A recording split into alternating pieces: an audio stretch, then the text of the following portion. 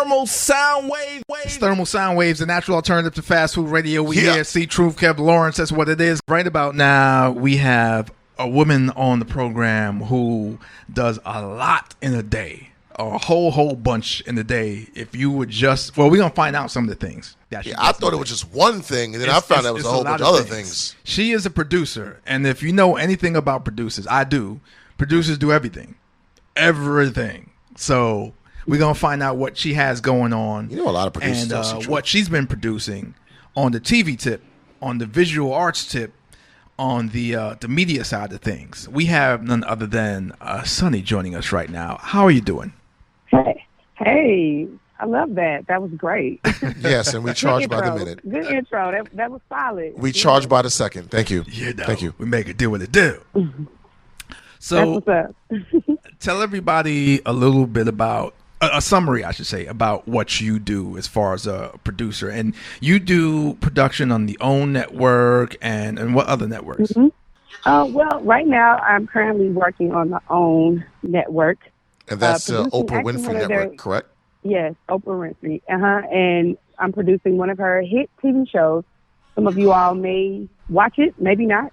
But it's called Love Marriage Huntsville. The Ville. Yeah. Shout out to the Ville. Huntsville, Alabama. Right. Shout out to the Ville. Shout out to VSOP. Ville Style of Pimpin'. That was an old song back in the days. Lax and Priestess. I explain it. What is that? Right. Well, you know what? I had never been to Huntsville before that, but it's pretty cool. It's a nice place. It's growing. Alabama's beautiful. And Huntsville, yeah. What is the show about for those that have not seen it? Yeah, it's a reality show based on, originally it was 3 married couples, Black entrepreneurs, who were a group of friends, just kind of like doing business deals together. Some went to school together. But it's a pretty popular show. It's pretty dope. The men on the show are pretty strong. They're pretty strong. Their presence is pretty strong. They're entrepreneurs, they're husbands, they're fathers, and they're Black. So I think it's dope. Oh, that's what's up. Okay. That's what it is. Mm-hmm. So how did you come about getting that gig to produce this show? Yeah, how did that start? Well, I started back in 2016 pursuing a career in television and film. And that kind of one thing led to another. So I got my first gig in California, in Hollywood. And so that was really exciting. And what was that gig? But it was a totally different style of television. It's scripted. So I worked on a TV show called In the Cut. It came on Bounce Network. Bounce. Yeah. It sounds very familiar. I'm trying to remember. Yeah, In the Cut. So yeah, it's produced by Bentley Kyle Evans. Oh, the legend. Which is the legend, Bentley Kyle Evans. Martin, right? Martin. Yes, yeah. Absolutely. And many other shows. And also, Jamie Foxx show. He discovered and helped. Well, he didn't discover Jamie, but he put Jamie on his own show. So right. Really dope. It was really great working with him. He's a heavyweight. With him. He's more than that. No, we got to slow that down real quick. That guy that you got put on with, those shows are still playing to this day. I mean, who you telling? I actually grew up watching those shows, so it was definitely an honor to work with him and work with someone of that stature. Wow. Just a really iconic person in television. Oh yeah. What did you learn? Some of the jewels that you got working with him. The most important lesson that I feel like I learned was that it's possible.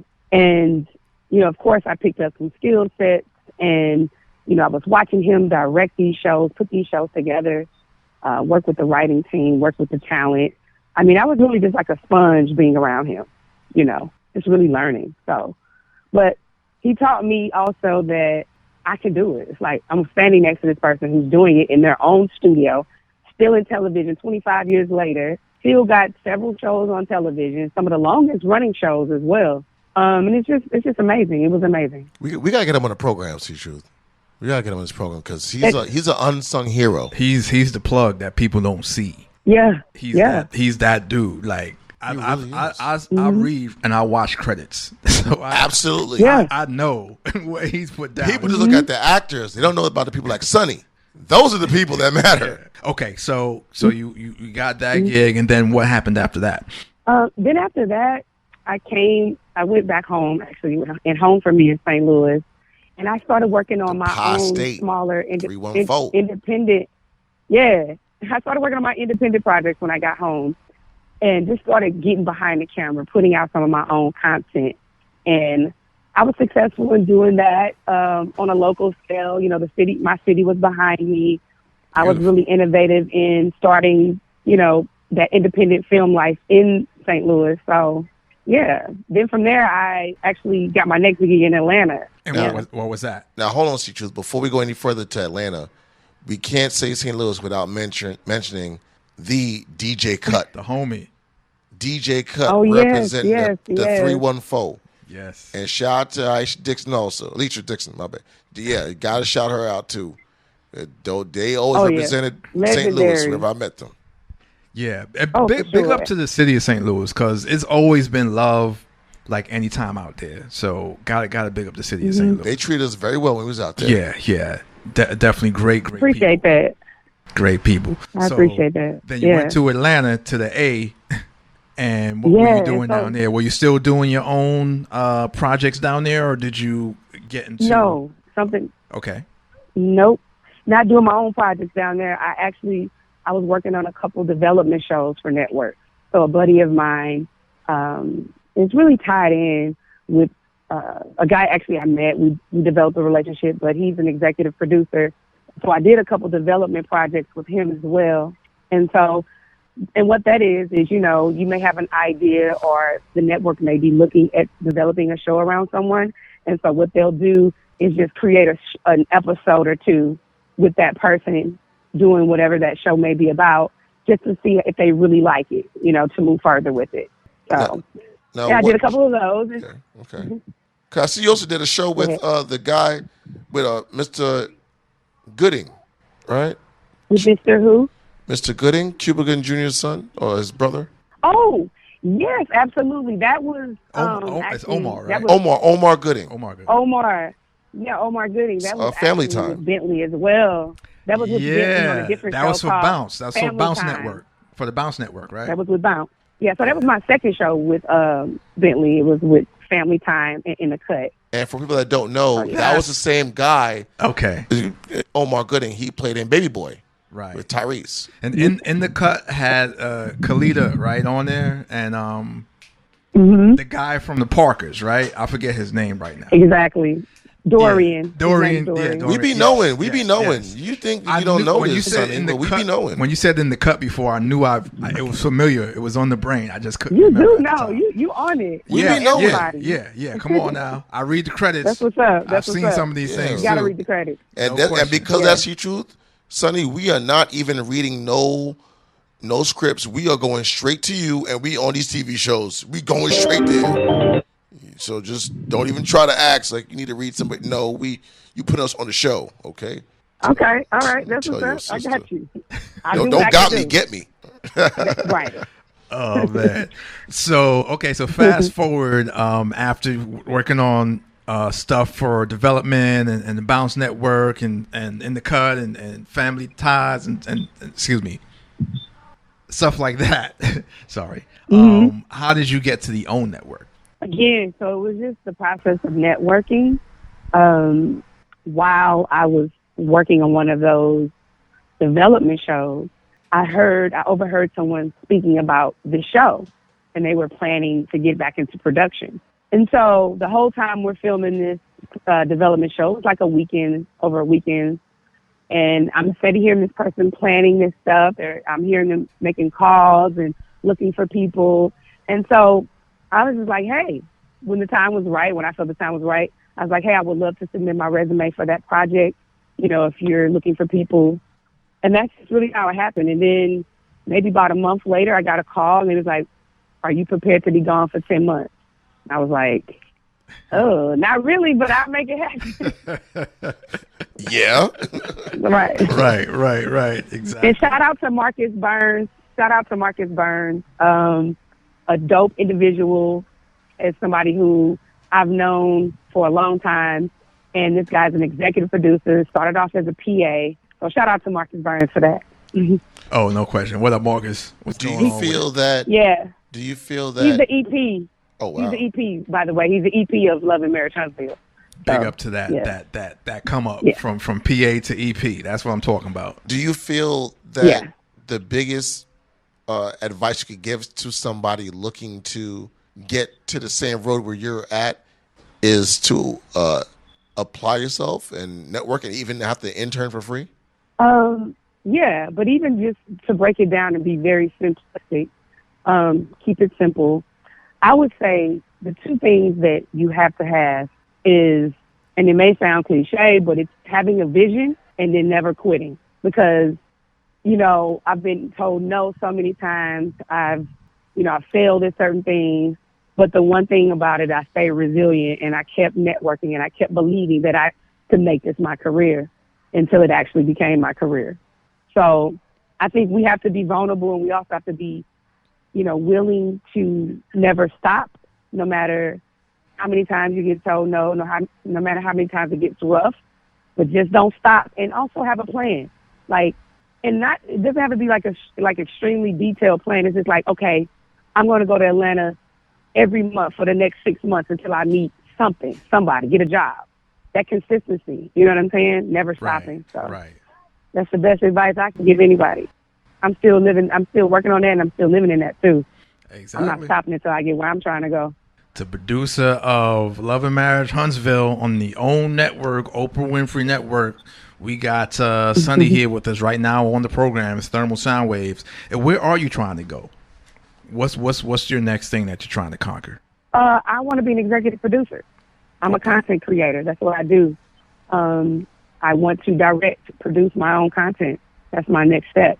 And I'm not going to stop until I get that. So that's really the next step that I'm actively working on. But again, other opportunities may come up. I may be offered another job somewhere else just based off of the relationship of the show. And I'll take those jobs, because every job you learn something different, whether it's from like the cast, whether it's from the crew, the different executive producers you work with. You take away something from everybody. And that makes you just, more equipped to really be great at what you're doing. No question. When you get that opportunity. Absolutely. Now, I saw that you're also into some other areas as well, like real estate and stuff like that, right? Is that right? Absolutely. I'm a real estate investor, and I actually have a full-time renovation company. So I rehab houses as well for a living. Wow. Oh, okay. Yeah. All right.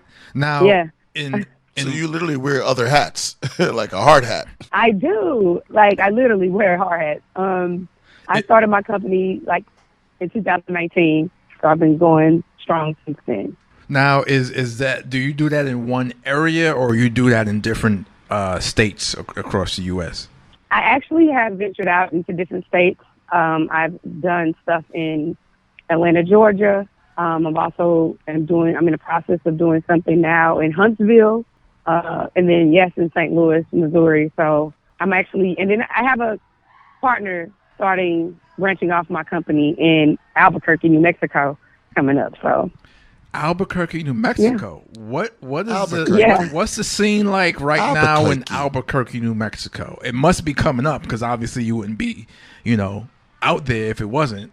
But what's the scene like? Because I don't anybody going there. Yeah, I don't hear about people talk about Albuquerque, New Mexico, which probably is another reason why you're there. Except for Bugs Bunny.